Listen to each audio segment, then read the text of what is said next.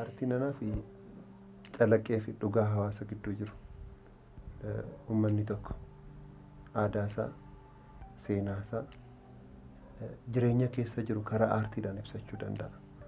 Kanaaf aartiin gabaabaadhumatti calaqqee fi dhugaa hawaasa gidduu jiru karaa addunyaatti beeksifatan jedhee namana. Wantoota dheeraadhaa wantoota baay'ee dubbatamuu danda'a garuu gabaabsee kanas hin jechuu nan danda'a. Aartii kanan hojjedhuu fi waan hin jaalladhuufidha. Hojii kana hin jaalladha taanaan dhimmi hawaasa kootii na ilaallata. Uummanni kun uummata dinagdeedhaan, uummata siyaasaan, uummata hawaasummaadhaan miidhamedha. Kanaaf uummanni Oromoo karaa kamiin dinagdee isaatti jijjiiramuu qaba? Karaa kamiin afaan isaa guddifachuu qaba? Akkamitti siyaasa isaa bareechachuu qaba? Isa jedhu karaa aartiidhaan gabaabsitee dubbachuu hin dandeessa. Kun diraamaa fiilmii keessatti qofaa osoo hin taane muuziqaan gabaabduun daqiiqaa 5 daqiiqaa 6 akka raajii ta'ee biyya kana keessatti yeroo inni fayyadu yeroo hedduuf argineerra. Kanaaf karaa aartii waan keessa kee jiru, waan hawaasni keetti tuqamaa jiru, hawaasni kee maal keessa akka jiru karaa fiilmii fi diraamaan dubbatama jedhee namana. Egaa diraamaan Hiree diraamaa jaallatameedha jedhee namana. Kana jechuun garuu guutuudha jechuun miti. Waan hundumaan gahaa ta'uu dhiisuu danda'a. Ta'us hamma ta'e laphee uummataa keessa seeneera jedhee namana. Diraamaa gatii guddaatti kaffallee aarsaa guddaa aarsaa qaqqaalii hedduutti kaffalamee hojjetamaa jirudha. Ta'us diraamaa kana daran kana caalaa cimsuudhaaf kana caalaa jabeessuudhaaf harkanii biyya akkuma argitu hojjechaa jirra. Namni akkasumatti callisaa jiru hin jiru jechuudha. Diraamaa kana barreessuuf kan akka kaase fiilmii jalqabaa barreesseen ture.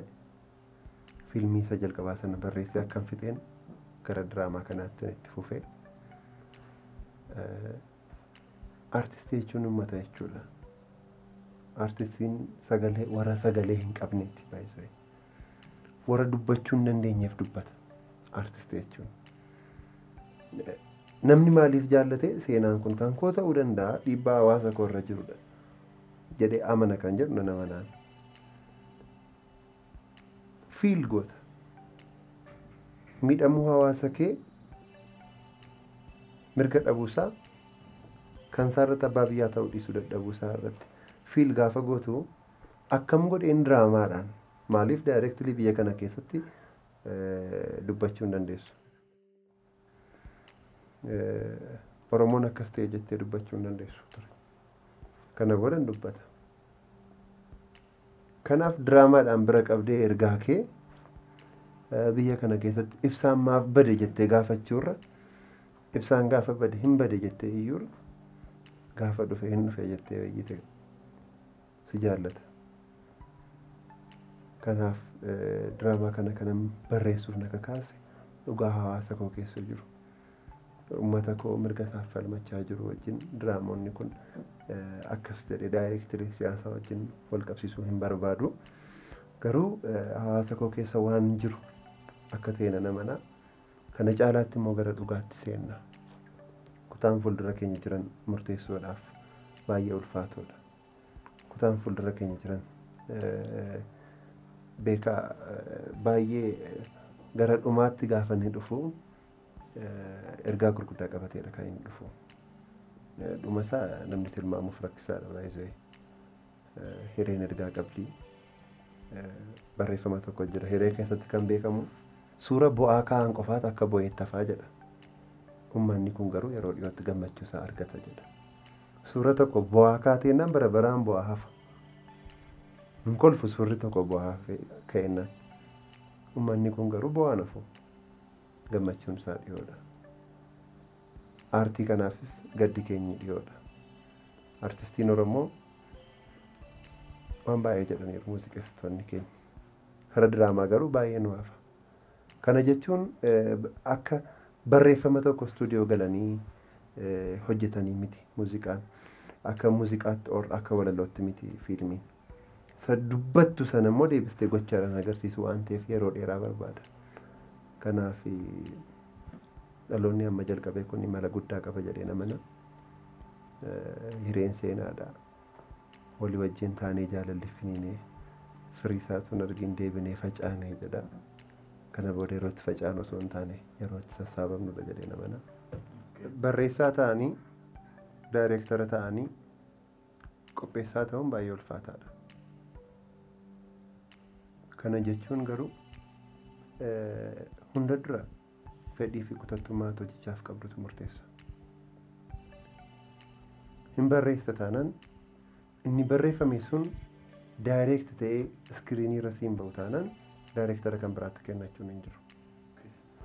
Kana gochuuf maal gochuu qabda? Hamma dandeesseetti seenaa ofii kee barreessiti sana ofii kee daayireekt gochuun kee kanaaf si fayyada. Yeroo barreessitu sammuu kee keessa nama akkamii dhufuu qaba isa jedhu yaadaa barreessita waan ta'eef nama sana taaksii keessatti ol baruu dandeessaa, kaaffeetti ol baruu dandeessaa, iddoo argitee irra dhaabbatteetu nama sana kastu godhattee hojjechiifatta. Qopheessaa gaafa taatu immoo yaadi. Humni diraamaa biyya keenyaaf kaffalamu baay'ee gadi bu'aadha. Qarshiin kaffalamu aktaroota hundumaa ga'uu didee sadarkaa liqeeffachuu irra yeroo nuti geenyu jira. Kanaaf maal gochuu qabda? Tokkoffaa namaati qopheessaadha jettee pirooduusariin ati qopheeffattu hojii kee sana hojjechuu danda'uuti qaba. Yoo nama sana hundumaa tokko isaanii ramadeen hojjechiisa jirtaana waggaa 10 booda eeguu qaba. Kana hin gootu taanaan akkasumatti baran eegaa, kwaalitiin eegaa, maaloon eegaa jette taanaan diraamaan afaan Oromootiin hojjetanii nafa. Rakkoo guddaa kan ta'e maalidha? Aartii keenya kan gaggeessaa jiru eenyudha? Aartiin keenya gaggeessaa sirrii ta'e hin qabu. Namoonni ogummaa kana beekan, namoonni waa'ee waraabbii beekan hogganaa aartii ta'anii Oromiyaa keessatti dhaabbachuuti qabu. Manni barumsaa aartii afaan Oromoo nu barbaachisa. Nun abdeet ol gochuu qabna. Yeroodhaa yerootti ituma hojjennu ofii keenya immoo barachuuti qabna. Amma diraamaan biyya kana keessatti hojjetamu diraamaa 2-3dha. Kan dorgomsiistee keessaa fudhattu muraasa ta'uu danda'a. Lama wajjin dorgomtee mo'attee immoo nan mo'adha jechuunis rakkisaadha. Diraamaa 2 keessaa tokko filattee nan filannoo kan biraan qabdu. Akka afaanota kaanii diraamaan 5-6 nu barbaachisa. Mootummaan akka misooma biyyattii tokkotti ilaalee aartii deeggaruu danda'uuti qaba. Manni barumsaa aartii hin barbaachisa. Sababii kanaan barreessaa taateetu daayireektara taatee qopheessaa taate. Humni dhufu gahaa waan hin taaneef. Kana jechuun garuu sa'a hirribaa keerraa boqonnaa guutummaa guutuutti waggaa guutuu aarsaa gochuudhaaf murteessiteedha. Kanaaf dhiibbaan guddaan qopheessaa sanarra jira jechuudha. Akkasuma ta'e garuu diraamaa kana irratti nama haaraati fiddee dhufte kufee yoo argame garuu arrabsoof lolli jiru salphaa miti. Gaafa gaarii ta'u namni keenya gaarummaa isaas taasisuu danda'a. Gaafa kufus akkasumas buusa. Kanaaf akka carraa ta'e kiruu kanarratti namoota haaraa qofaadha interviyuu kan goone kutaa ittaanu irratti namoota muuxannoo hedduu dheeraa qaban isaan qabannee dhiyaanna.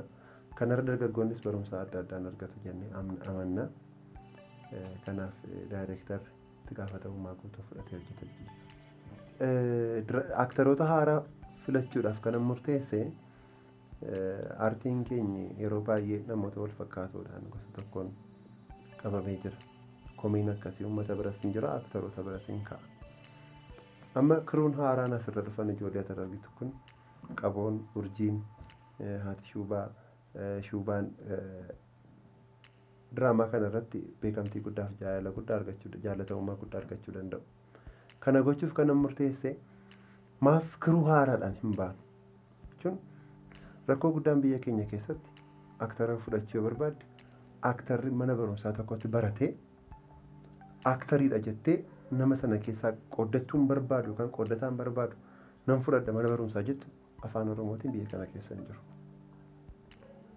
Takka hojiin keenya piroofeeshinii keessaa hin ba'a. Piroofeeshinaal ta'uu dhiiseetu gara waan kan biraatti deema. Akka seeraatti aktaraati barbaaddu sana mana barumsaa keessaa kamiin barbaadda jedhamee pilaan A, pilaan B, pilaan C jettee qabattee aktaroota 10-15 keessaa achi keessaa qoodataa tokko keessaa fudhatte turte. Kan keenya garuu waan akkasii hin jiru. Iddoo argatturraa lafuma jirurraa waan argattu keessaa aktarri kun hin taatiin hin taatu isa jedhu murteessitee itti gaafatamummaa fudhatteetu balaa kana oolta. Aktarri tokko cimee yoon hojjete aktarri tokko yoon uummata biratti jaallatameera ta'e haaraa ta'e kan jajamu aktarichadha. Aktarri tokko yoo kufee garuu kan arrabsamu daayireektaradha. Diraamaa Hireen dura hojiilee gaggabaabduu jalqaba irratti fiichar fiilmii yookaan diraamaa sa'aatii 1:50 mata duree Bidiruu Jaalalaa jedhuun qopheesseen ture waggaa 7-8 dura barataa ta'etu hin jiru. Isa booda shoortii muuvii gabaabaa sirna gumaa Oromoo irratti kan xiyyeeffate qopheesseen ture. Achi booda gara barii kan jedhu nama kan baraaf barreessee giruuppiidhaan naannatu daayireekti godhe.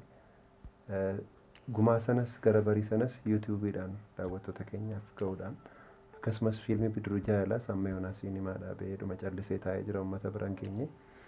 Isas akka inni uummata bira ga'uuf yeroo gabaabaa gidduutti uummata keenyaaf gadhiisuu yaallaa jechuudha. Yaadannoo diraamaa Hiree keessaa yaadannoo baay'ee jira. Yaadannoo gadhee yookaan yaadannoo deebisnee baay'eetti gaddine har'asinitti immoo yaadannoo xiqqoo sin bashannansiisuu danda'a jedhee amanu keessaa waraabbii gara jalqabaa ture.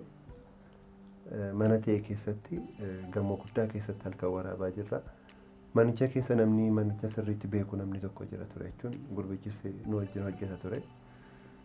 Amma sochii kaameeraa keessatti kan waraabamu mucaa dubaraa tokkodha. Mucaa dubaraa sun mucaa diimtuu tokko teesseetti. Ililliin akkas jira. Kaameraan muuvimentiin sochiin kaameraan muuvimentii gaafa akkas deemu kaameraan qooqa mataasaa qaba. Paan jedhama. Amma itti meen ogeessa kaameraa kootiin kaameraa kana iddoo kana akkastee akkas gootee paaniidhaan naa fudhattan jedheeni gurbichi dhaggeeffate. Kumsaa paantiidhaanii sammuusaa keessa hundi keenya dhaabbannee inni sammuusaa keessa paanii jedhu gara paantii jijjiire. Irraa yaadannoon kun yaadannoo yeroo baay'ee yaadannoo keessaa tokkodha. Isa kaan yaadannoo kan biraa jira garuu gara dhumaatti sagantaa qabna waan ta'eef saafii hundasaa guyyaa tokko iddoo taatonni guutummaan jiran ittiin baasna jenne yaadna. Kana fakkaata. Kumaan qoddataan jaalladudha. Kumaan nama haadha isaa fi obboleessa isaa gargaaruu barbaadu. Nama dursee waadaa galu. Nama waan gochuu barbaadu dafee dubbatu garuu wantichi dhaqee milkaa'uu fididu. Obboleessa isaa jaallatus obboleessa isaa jaallatus garuu waadaa dubbatee irratti argamuu dhiisuunsaa kuma lolchiseera. Kumaan nama haqaa ture. Kumaan dhugaa jaallata ture. Kana booda garuu dhabuun gara waan tokkotti sochoosaa laata kan jedhu sodaa akkasiin qaba. Anama kumsaadha malee kumaa miti yeroo ammaa kanatti. Kanaaf kumaan qoddataa baay'ee natti toludha. Seenaansa maal akka inni ta'u qaateenyaan waliin ilaalla. Action! Hireen egaa gara fuulduraatti seenaan ishee numne isaa ammaa caalaa hin bareeda kan jedhu amantaa guddaan qaba. Uummanni jaallachuun isaa karaa adda addaa yaadni uummataa baay'ee dabaluun isaa uummannis dhiibbaa keessa nu gasheera. Yeroo barbaada, baajata gaarii barbaada. Kun akkuma argitu halkaniif guyyaa namni sa'aatii hedduu hojii kana irratti dabarsina. Waraabbii daqiiqaa 10 waraabuudhaaf daqiiqaa 10 miti kan nutti fixu guyyaa 2-3 nutti fixanu akkas ta'anii koomanti godhan kana miti. Kanaaf amma dandeenyutti bashannansiisaa barsiisaa dhaloota kanaaf ergaa tokko kaa'aa akka inni deemuuf waan dandeenyu hundumaa hin goona. Kanaaf kutaa ittaanuu keessatti egaa piroodakshinii isaa ammaarra fooyya'aa ta'e waraabbii gaarii piikcharii gaarii sagalee gaariidhaan hin dhufna jedhee namana. Kana jechuun gaadaraa keessaan garuu akka warra Hooliwud yookaan warra Booliwuditti hojjenna jechuun miti. Dogoggora keenya kaleessaa irraa barannee wanta gaarii fooyya'aa tokko akka finnee dhufnu garuu amantaa guddaan qaba. Seenaan itti aanu hin beeku. Hin beeku maal akka inni ta'u. Hojiin hojjetutti sabaa saga. waan inni godhura dhaabbatee har'a seenaa isaa akkasitti dhuma kan jedhu namni seenaa isaa guutummaa isaa beeku hin jiru. Barreessaa fi waaqa qofaaf beekachuudha dhuma isaanii. Kanaaf dhuma isaanii isinis waliin ilaaltanii dhumni isaa maal ta'e akkamitti akkas ta'e jennee akka irratti wal falminu abdii guutuun qaba. Dhugaa dubbachuuf aartiin Oromoo guddachaa jira jedhanii deebisuudhaaf guddateeras hin guddannes jechuudhaaf baay'ee rakkisaadha. Ulaagaan guddachuu keessatti jiru maalidha? Fiilmiin 5 yookaan 7 8 10 hojjetameef aartiin biyya tokko guddateera jechuu miti. Yeroo baay'ee egaa aartii kana keessatti biyya kana keessatti normaalii fiilmiin afaan Oromoo tootaalii herregamee fiilmii 30 guutuu. Kanaaf kaleessa irraa har'a mirga afaan Oromoo haasa'uu qabaatteef aartiin kun guddateera jechuu hin dandeessu. Oromoon rakkoo seenaa barreessuu hin qabu. Oromoon rakkoo daayirektaraan qabu. Oromoon rakkoo teeknooloojii wajjin ammayyummaa wajjin deemuu hin qabu. Dhugaa dubbachuuf Oromoon rakkoo fiilmii barreessuudhaaf hin rakkatu. Dabumti Oromoo irratti biyya kana keessatti raawwatamu iyyuu inni iyyuu fiilmiidha. Seenaa humna Oromoo irratti raawwatamu tu barreessite uummata agarsiiste addunyaa kana raajeffachiisuu danda'a. Inni guddaan garuu maalidha? Oromoon afaan kanaan akka inni dagaagu qaamni hin barbaanne jira. Guddina afaan Oromoo qaamni jibbu jira. Mana mootummaa keessa fira fakkaatee waan afaanichaaf hojjetu fakkaatee afaanicha irratti kan hojjetu jira.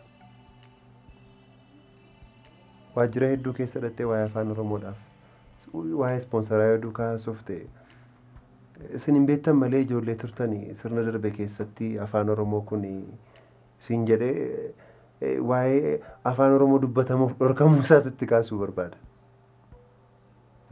Dargii keessan dhalanneen hin beeku waan hin beekuun qabu.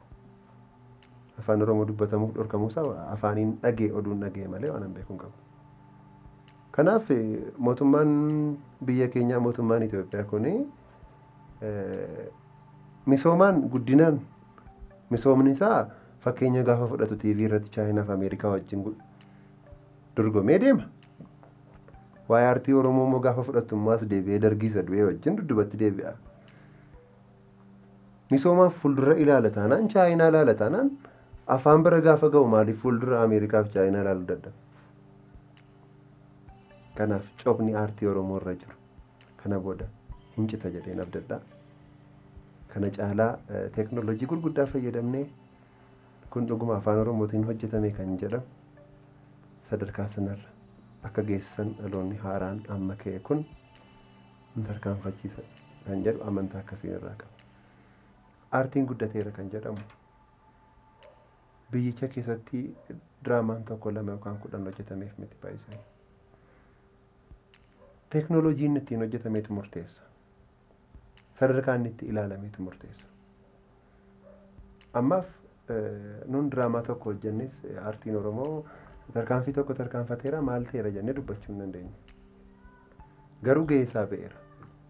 Diraamaan tokko hojjetamuu isaatti nama abdii kutate tokkotti abdii horeera taanaan uummata kana tokko gochuu keessatti ergaa uummata kanaa dubbachuu keessatti tarkaanfii tokko tarkaanfachiiseera taanaan diraamichi fayyadeera jedhee namana.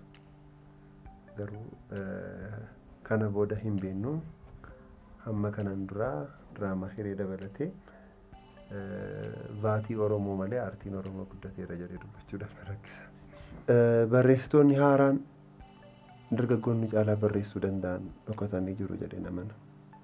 Nun Rabbi nu gargaaree Waaqayyo carraa kana nu kennee uummatatti baaneerra malee kana caalaa nu caalaa barreessuu kan danda'an dhokatanii kan jirtan. Yeroo hundumaa qalama keessan waraqaa keessan itti buusuun isiina. Carraan onuuf dhufe isiniifis hin dhufa. Maaliif carraa dhabaniiti malee nu caalaa hojjechuu akka isaan danda'an beeka.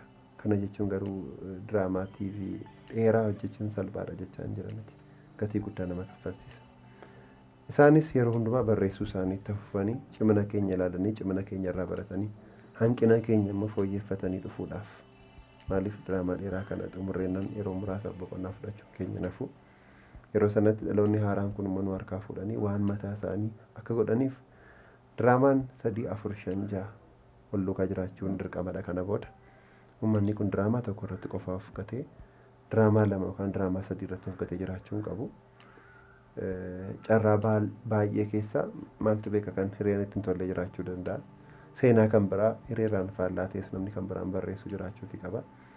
Kanaaf dargaggoota wal deemoo jabaadhaa barreessaa. Carraan uummatatti mul'achuu keessanii uummata biratti ergaa keessan dabarfachuu keessanii dhiyoodha jedhee namana. Namootaan galateeffadhu hedduun qaba. Milkaa'ina hojii kanaatiif namoonni cina dhaabbatan namoota hedduudha. Maatii aartii Oromoo mara. Aartii kana keessatti akkan jabaadhee argamuuf namoonni dhuunfaadhaan deeggarsa adda addaa godhan jiru.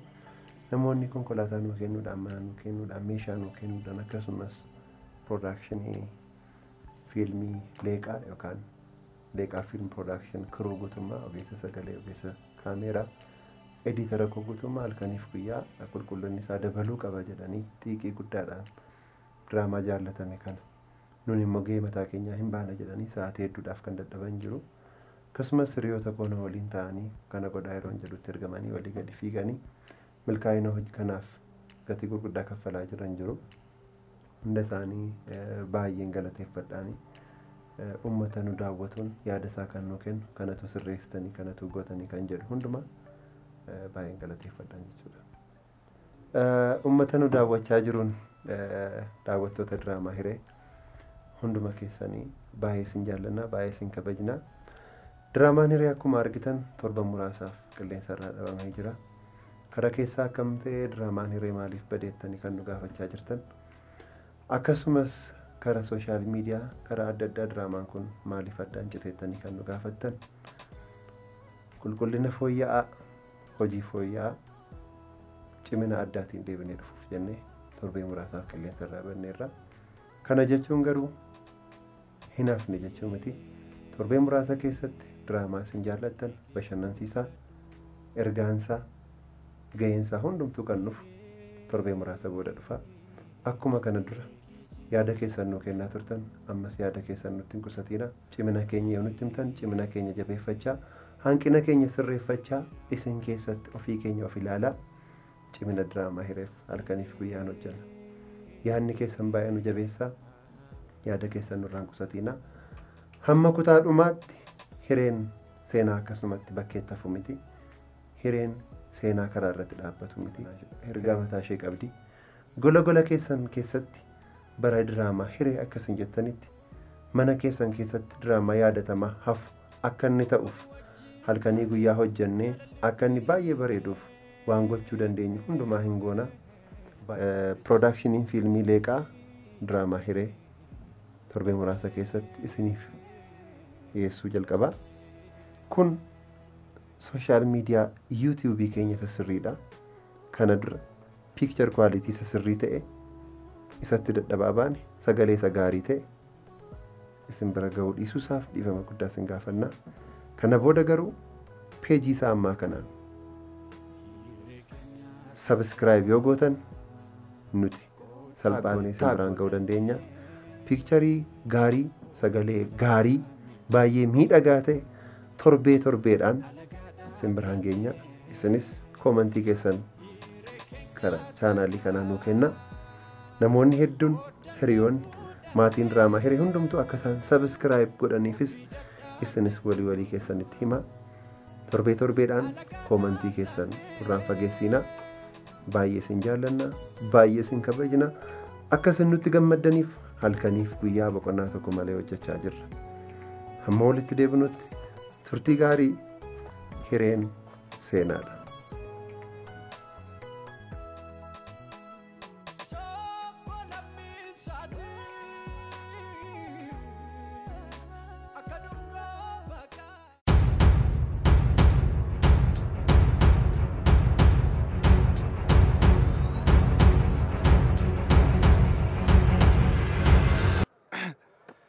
Baradha jedhee gaafa manaa bahu ofittan kakadhee durba maqaan nahu garuu hooleen bullee waadaan koonii cabee bareeddu tokkorraa jaalalli na qabee maqaa ishee gaafannaan naan jettee gaaddise sababa ishee middiin biyyoona nyaachise.